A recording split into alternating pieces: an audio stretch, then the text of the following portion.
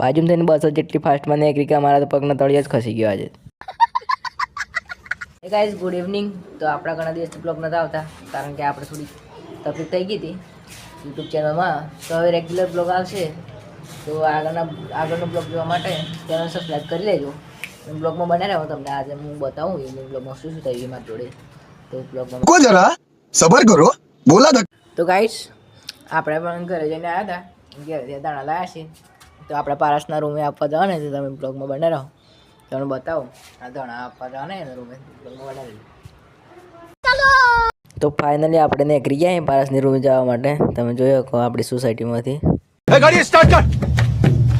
પછી નીકળી ગયા આપણે પદયાત્રા કરતાં કરતાં પારસની રૂમે જવા માટે. જોયો કહો દોડતા દોડતા પહોંચી ગયા પારસભાઈની રૂમે. જોયો કહો પારસભાઈ ગયો અલગ જ વિચારોમાં.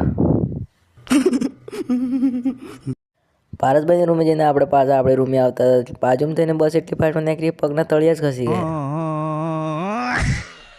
તો આજનો બ્લોગ બસ આટલો જ. મળશું હવે નેક્સ્ટ બ્લોગમાં.